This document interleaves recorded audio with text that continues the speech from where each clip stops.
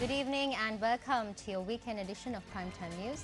I'm Zinat Musafa. Let's take a look at your headlines for tonight. Inclement weather claims the lives of 4.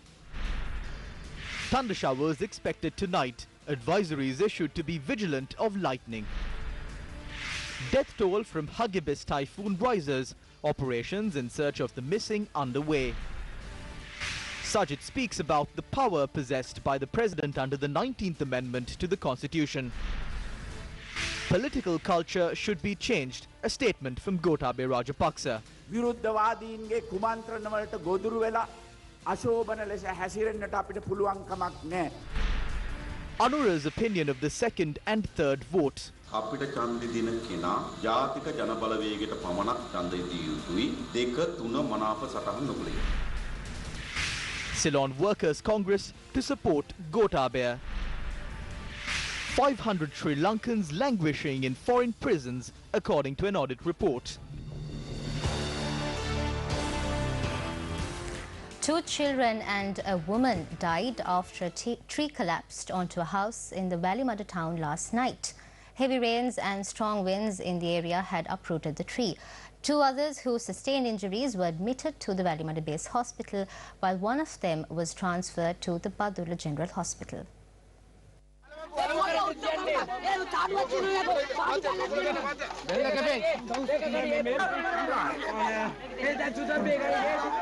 The tree had collapsed on the house at about 9:30 last night.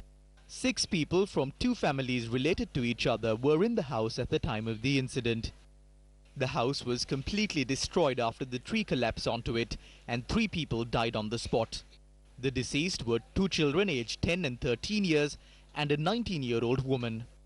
The residents of the house are employed as labourers at the Vallimada Municipal Council and were living on a property belonging to the Municipal Council.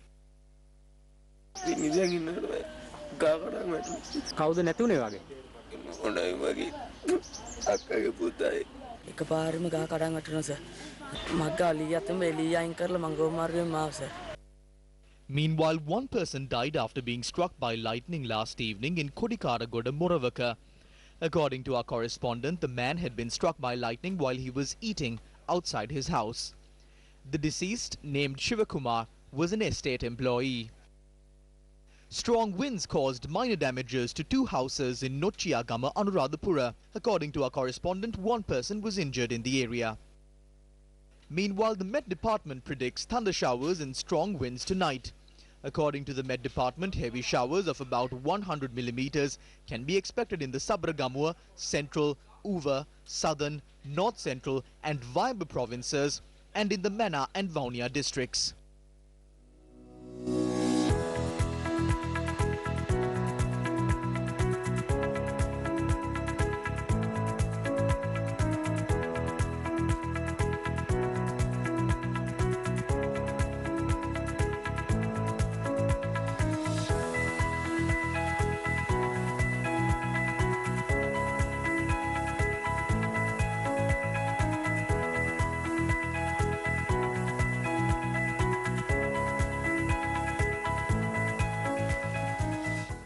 Meanwhile, a landslide warning has been issued to areas under 3 divisional secretariats in the Badulla district. The Assistant Director of the Disaster Management Centre, Pradeep Kodipilli, said that the landslide warning has been issued to the Haldamulla, Alla and Passara divisional secretariats.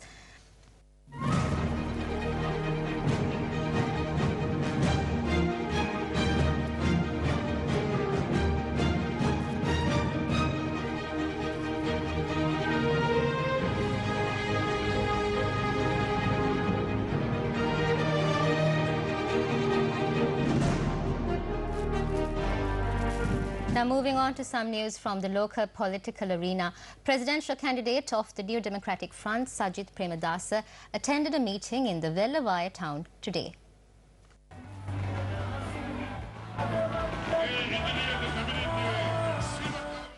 The public meeting was organised by Minister Ranjit Madhum Bandara.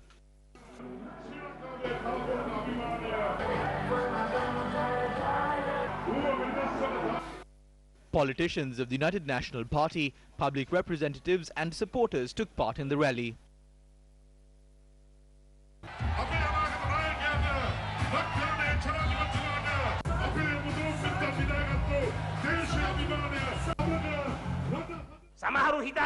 Some may be of the opinion that after the 19th Amendment to the Constitution, the President looks like a puppet. I would like to say that Sajid Premadasa is not going to be a puppet. I will work with a steady backbone. I will commit my life to provide a high-quality service to the general public. Everyone must get ready to work at my pace. Everyone must prepare to make sacrifices. The talented people will be given the positions that they deserve. The corrupt will not have a place. I say to the people who are battered by poverty that the Samurdhi program that prevails today will continue. It will be strengthened. The provisions of the Samurdhi program will be increased. There will be new programs that will be added. While the Samurdhi will be provided to all the low-income earning families, I would also like to state that my father's Janasavya program will be carried out island-wide. There is no need to worry about national security. I have already named the real hero of the war as the person in charge of law and order and defense. I will monitor it every day. As the head of state, I am responsible for national security. I am accountable. I will do all that. When I become the president through your blessing, during the first 48 months, I will renovate the small, medium and large-scale irrigation projects, not only in Vellassa but in the entire country, and create a prosperous era in the field of agriculture. This country will be made a self-sufficient country. I will create a country where there is food security. As your president, I will uplift the economy of all the families. Through the Presidential Secretariat, all this will be subject to the personal monitoring by the president. I would like to state that Sajid Premadasa will uplift all families in the country. I have committed my life to public service. We will commence a program to start industries in all sub-district secretariat divisions. There will be a presidential task force of development. Through this task force, there will be a development unit established in all the sub-district secretariat divisions representing the presidential secretariat. Though the president's office is in Colombo, we will carry out a massive development program centered around villages and towns. Yet another presidential campaign rally of Gotabaya Rajapaksa, the presidential candidate of the Sri Lanka Podujana Peramuna, was held in Kadawatha today. The rally started with the participation of many party leaders, MPs and intellectuals who support the SLPP, and the rally was filled with party supporters.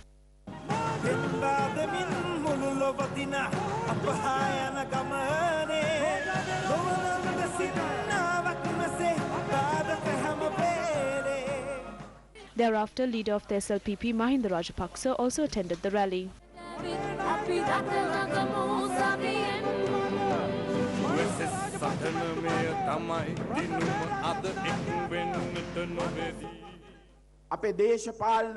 Our political culture should be changed to a better one. We have no intention of acting out of aggression, narrow ambitions or personal agendas.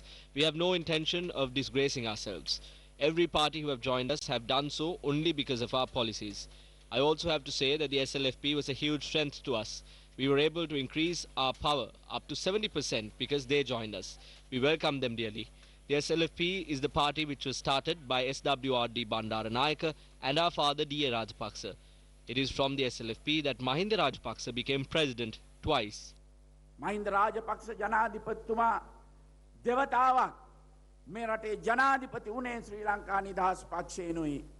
මුළු රටේම තත්ත්වය ගැන The state of the whole country was depicted by the result in Alpitia. It increased up to 70% after the two parties merged. Actually, there is nothing to be merged. All parties are parties formed by us. Both parties were formed by us. It was during my time that I won 127 seats for the SLFP in Parliament. No one else could achieve that. 127. That is how we formed strong governments. These two parties are the same. That is the ancestral home. As the SLFP, we reached a decision. Many opposed the fact that we were clinging on to a symbol, but I stood firm and said assisting to ensure the victory of Gotabaya Rajapaksa is a political and a national need of this generation. What we are doing is not trying to make one person emerge victorious. He has presented wider policies and a series of programs.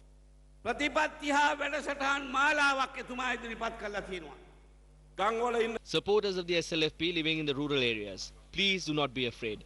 We will work without any party differences. So let us forget about all our differences. An event organized by the Professional Tutors Forum was held yesterday under the patronage of the presidential candidate of the National People's Power Movement, Anura Kumara Disanayake. The event took place in Pittakote, Colombo and was attended by a group of tuition teachers representing the professional forum.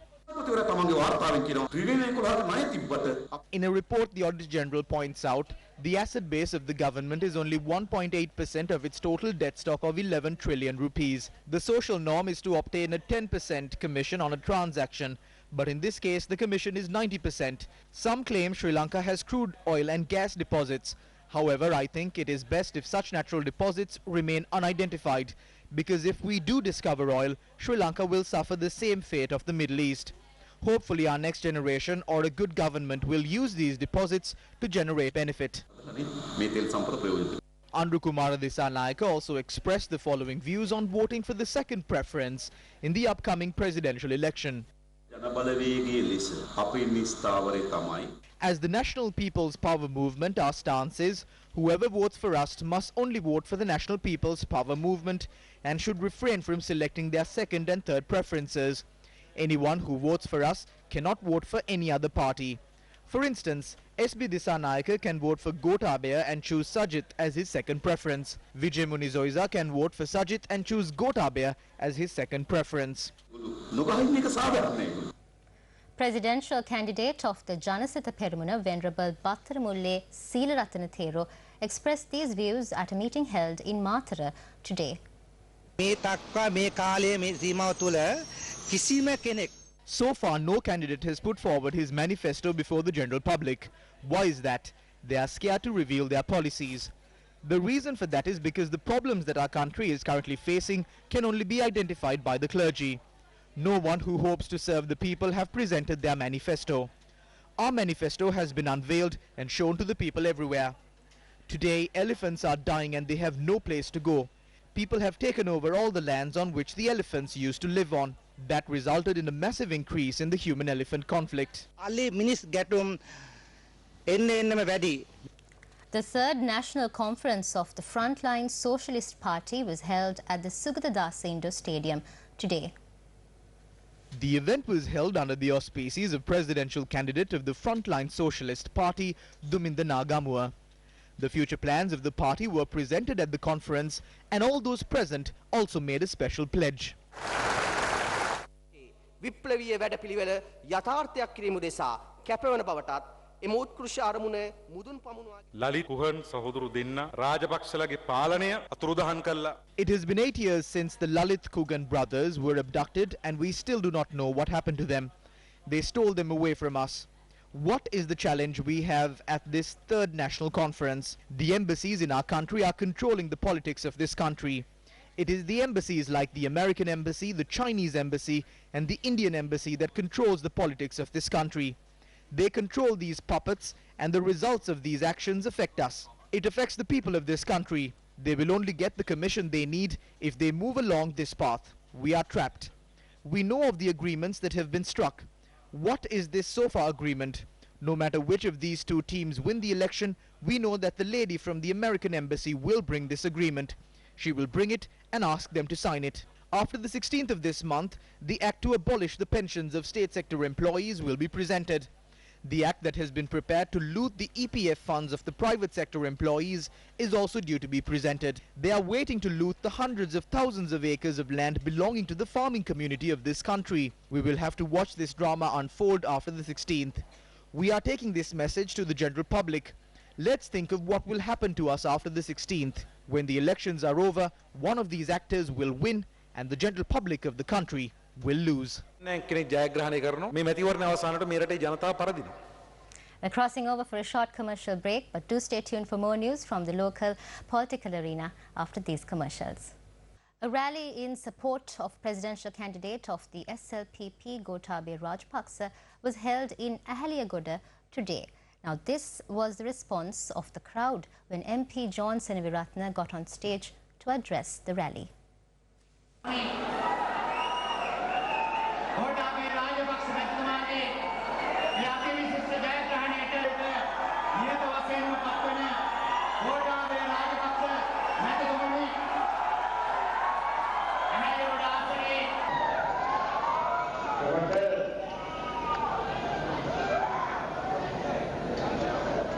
සියලු දෙනාගේ ශක්තියෙන් තමයි අපේ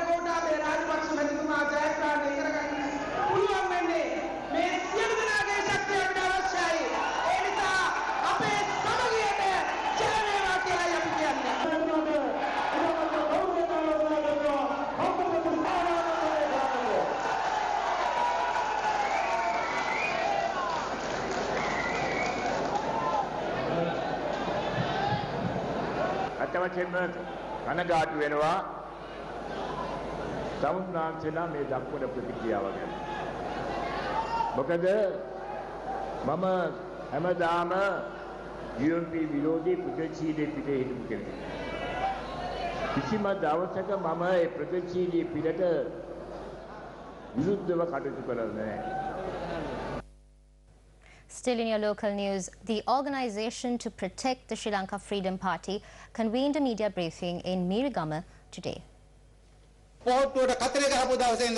The day that the Sri Lanka Freedom Party votes for the port tour, that will be the end of the SLFP.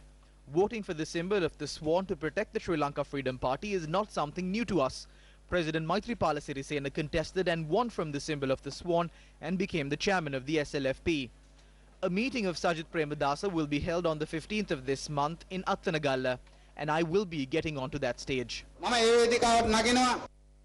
The leader of the Ceylon Workers' Congress, Arumugan Thundaman, pledged his support to Gotabaya Rajapaksa today. He pledged his support after addressing the National Assembly of the Ceylon Workers' Congress held in Kottagala, Hatton today.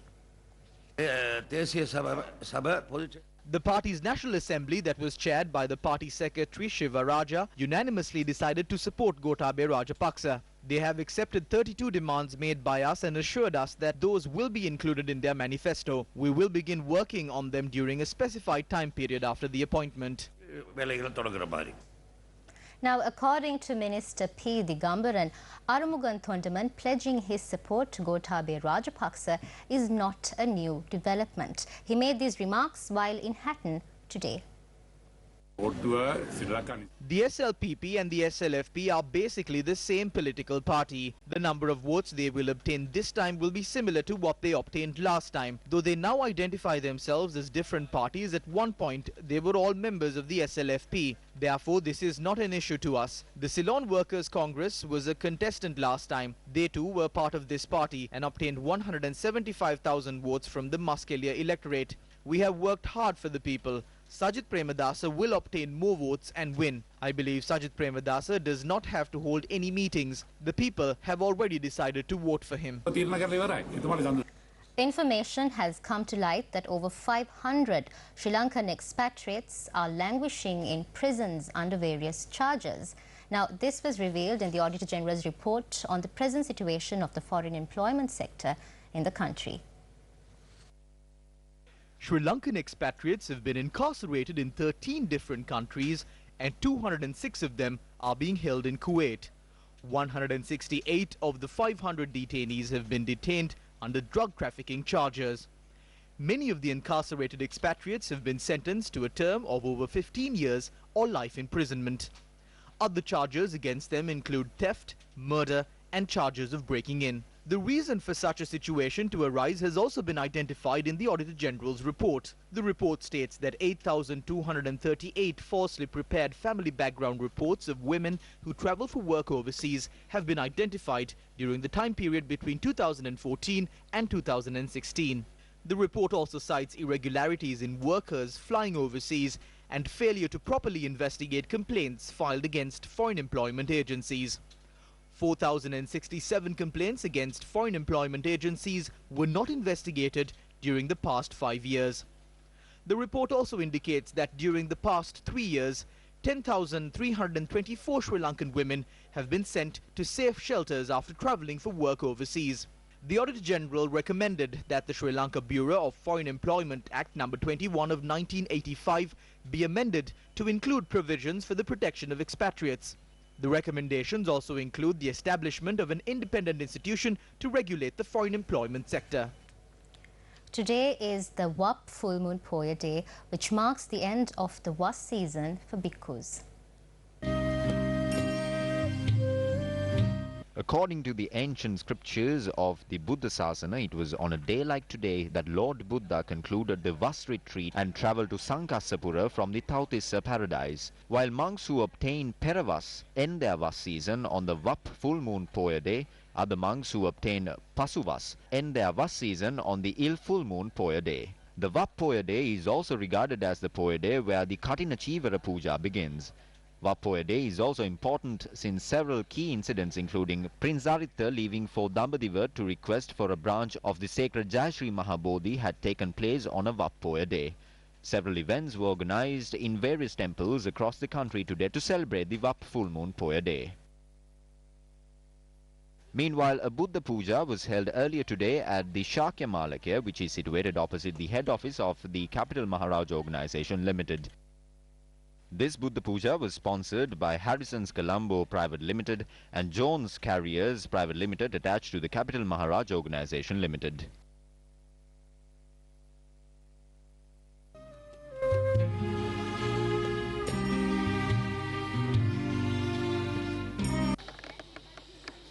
On this Poya Day, Gamada initiated another project at the ancient Pusulpitiya Raja Mahaviharaya in Kotmale. Gamada, in a joint venture with Kevilton Electrical Products Private Limited, renovated the lighting system of the Viharaya. Also, with the financial contributions by Vagisha Gunasekara and Gamada, paint was donated to the Viharaya. A Shramadana campaign to clean up the premises of the Pusulpitiya Raja Mahaviharaya was also held today. Devotees who visited the Viharaya and the residents of the area joined hands with Gamada in this endeavour. The 55th Dhamma Sabha of the series of Sadham Yatra Dhamma Sermon was held at the Kalaniya Raja Mahaviharaya today. President Maithripala Sirisena also attended the event. The President met with the Chief Incumbent Thero of the Kalaniya Raja Mahaviharaya, Venerable Kollupitiye Mahinda Sangharakkhita Thera, and obtained his blessings.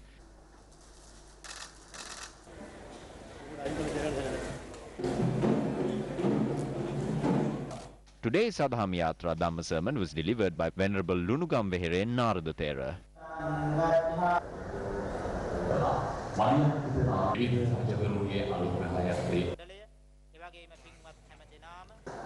The relics of the Agarashravaka, Sarayut and Mugalan was displayed in Sapugaskanda for the last day today. The event was organised under the advice of the chairman of the Mahabodhi Society of Sri Lanka and the chief Sanghanayaka of Japan, Venerable Banagada Upatissa Thero.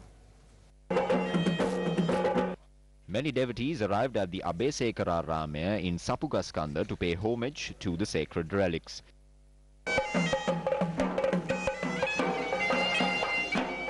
This event is being organized in line with the 40th anniversary of the Yoshida Educational and Social Services Foundation. The objective of the event is to invoke blessings on everyone who worked for the establishment and development of the foundation throughout the years.